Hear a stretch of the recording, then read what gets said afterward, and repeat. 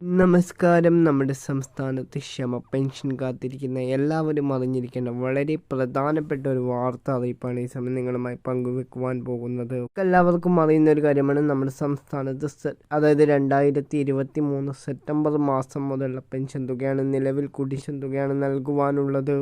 2024 ജനുവരി മാസം കൂടി ആയപ്പോൾ 5 മാസത്തെ പെൻഷൻ തുകയാണ് ഓരോ പെൻഷൻ ഗുണഭോക്താക്കൾക്കും നമ്മുടെ സംസ്ഥാന സർക്കാർ നൽകുവാനുള്ളത്. ഇത്തരത്തിൽ 8,000 രൂപയോളം പെൻഷൻ തുകയായി നൽകുവാനുണ്ട്.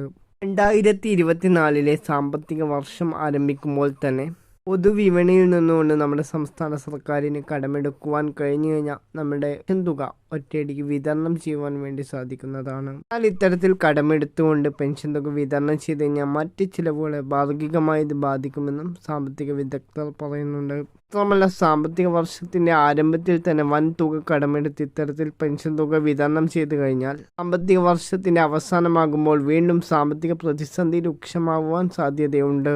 അടുത്ത സാമ്പത്തിക വർഷം മുതൽ നമ്മുടെ സംസ്ഥാന സർക്കാരിൻ്റെ ഭാഗത്തു നിന്നും ക്ഷേമ പെൻഷൻ കൈപ്പറ്റുന്ന എല്ലാ ആളുകളുടെയും കൈകളിലേക്കും അക്കൗണ്ടുകളിലേക്കും അതാത് മാസം പെൻഷൻ തുക വിതരണം ചെയ്യുമെന്നും അറിയിച്ചിട്ടുണ്ട്.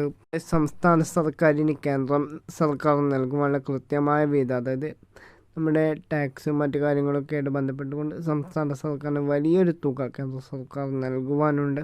അതുപോലെ തന്നെ നമ്മുടെ സംസ്ഥാന സർക്കാരിൻ്റെ കടമെടുപ്പ് പരിധി വെട്ടിക്കുറച്ചത് ഒഴിവാക്കുകയാണെങ്കിൽ നമ്മുടെ സംസ്ഥാനത്ത് കൃത്യമായി പെൻഷൻ തുക വിതരണം ചെയ്യാൻ കഴിയുമെന്നും ധനമന്ത്രി കൂട്ടിച്ചേർത്തു. ഇത്തരത്തിൽ സംസ്ഥാന സർക്കാരിൻ്റെയും അതുപോലെ തന്നെ കേന്ദ്ര സർക്കാരിൻ്റെയും എല്ലാവിധ വാർത്തകളും ആദ്യമേ തന്നെ അറിയുന്നതിന് വേണ്ടി ദയവായി നമ്മുടെ ചാനൽ സബ്സ്ക്രൈബ് ചെയ്യുന്ന കാര്യം ഒന്ന് പരിഗണിക്കേണ്ടതാണ്. പുതിയൊരു വാർത്തയുമായി വീണ്ടും കാണാം.